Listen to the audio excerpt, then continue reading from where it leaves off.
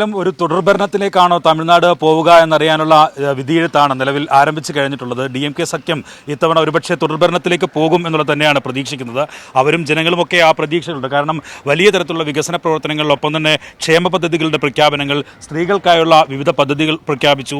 അങ്ങനെയുള്ള പലതരത്തിലുള്ള പ്രഖ്യാപനങ്ങൾ DMK ഇത്തവണ നടത്തിയിട്ടുണ്ട്. ഒപ്പം തന്നെ നമ്മൾ കേരളത്തിലൊക്കെ തെരഞ്ഞെടുപ്പ് നടക്കുമ്പോൾ വലിയ തരത്തിലുള്ള വാശിയും വീറുമൊക്കെ കാണിച്ചത് അത് കോൺഗ്രസും CPM ഒക്കെ തമ്മിലാണ്, മുസ്ലിം ലീഗും ഒക്കെ ആയി തമ്മിലാണെങ്കിൽ ഇവിടെ അങ്ങനെയല്ല. അവരെല്ലാം ഒരു സഖ്യത്തിൻ്റെ ഭാഗമാണ്. അതായത് 26ഓളം വരുന്ന കക്ഷികളാണ് നിലവിൽ DMK സഖ്യത്തിലുള്ളത്. ഇവിടെ നമ്മുടെ തിരഞ്ഞെടുപ്പിലൊക്കെ വലിയ പ്രചാരണം നടത്തിയത് SDPI സഖ്യം, SDPI ഡീൽ എന്നൊക്കെ ഉള്ള ആരോപണങ്ങൾ അന്ന് നിരത്തിയതാണ് CPMനെതിരെ. പക്ഷേ ഇവിടെ CPMും കോൺഗ്രസും ലീഗും എല്ലാം DMK എന്ന ഒരു കക്ഷിയുടെ, സ്റ്റാലിൻ എന്ന നേതാവിൻ്റെ കീഴിൽ അണിനിരന്നുള്ള തെരഞ്ഞെടുപ്പ് ആണ്, പ്രചാരണമാണൊക്കെ നടത്തിയത്. അതിൻ്റെയൊക്കെ അവസാനമാണ് നിലവിൽ ഇപ്പോൾ തിരഞ്ഞെടുപ്പ് ആരംഭിച്ചിട്ടുള്ളത്.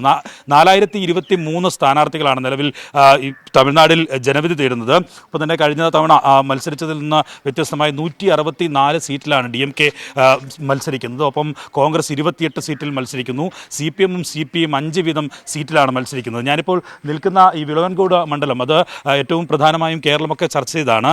CSI സഭയുടെ ദക്ഷിണ കേരള സെക്രട്ടറി TT പ്രവീണാണ് നിലവിൽ ഇവിടെ കോൺഗ്രസ് സ്ഥാനാർത്ഥി. കോൺഗ്രസിന് വലിയ വേരോട്ടമുള്ള മണ്ഡലങ്ങളാണ് ഈ കന്യാകുമാരി ജില്ലയിലെ 3 മണ്ഡലങ്ങൾ. കഴിഞ്ഞ തവണ 3 മണ്ഡലങ്ങളിലാണ് ജയിച്ചത്. ഇത്തവണ പത്മനാഭപുരത്ത് CPM സ്ഥാനാർത്ഥിയാണ് നിലവിൽ ജനവിധി തേടുന്നത്. CPMൻ്റെ അവിടുത്തെ ജില്ലാ സെക്രട്ടറിയാണ് നിലവിലൂടെ സ്ഥാനാർത്ഥി. കഴിഞ്ഞ തവണ DMK നേടിയ മണ്ഡലം, നിലനിർത്തിയിരുന്ന മണ്ഡലമാണ്. അത് ഇത്തവണ CPMന് വിട്ടു നൽകുകയായിരുന്നു DMK ചെയ്തത്. ഒപ്പം തന്നെ ഈ മണ്ഡലത്തിൻ്റെ ഒരു പ്രത്യേകത, കഴിഞ്ഞ തവണത്തെ MLA ആയിരുന്ന സ്ഥാനാർത്ഥിയായിരുന്ന ആൾ അവർ BJPയിലേക്ക് ചേക്കേറുന്നു. അവർ എതിർ സ്ഥാനാർത്ഥിയായി വരുന്നു എന്നുള്ള പ്രത്യേകതയുണ്ട്. അങ്ങനെ TVKയുടെ ഒരു നിർണായക സ്വാധീനം ഉൾപ്പെടെ ഇത്തവണ എങ്ങനെയായിരിക്കും എന്നുള്ളത് ഉൾപ്പെടെ ഒരു വലിയ തരത്തിലുള്ള ചോദ്യചിഹ്നമായി മുന്നണികൾക്ക് മുന്നിലുണ്ട്. നേരത്തെ ADMK സഖ്യം, അത് എടപ്പാടി പളനിസ്വാമിയുടെ നേതൃത്വത്തിലുള്ള സഖ്യം, അത് BJPയുമായി സഖ്യം ചേരാനുള്ള ആദ്യ നീക്കമൊക്കെ നടത്തി. പിന്നീട് അത് പരാജയപ്പെടുന്ന സാഹചര്യത്തിലേക്ക് എത്തി. പിന്നീട് വീണ്ടും ആ സഖ്യം ഒരു കൂട്ടിച്ചേർക്കലായി ഒക്കെ വന്നതാണ്. 24 സീറ്റിലാണ് BJP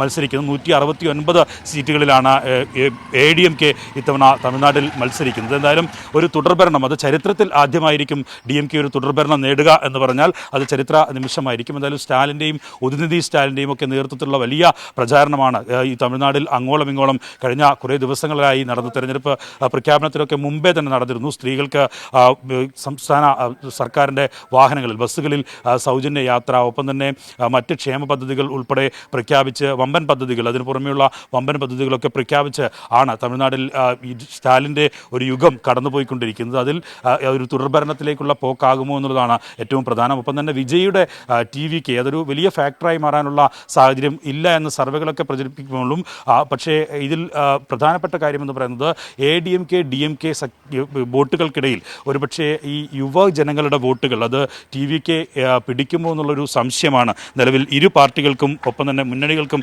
ഉള്ളത്.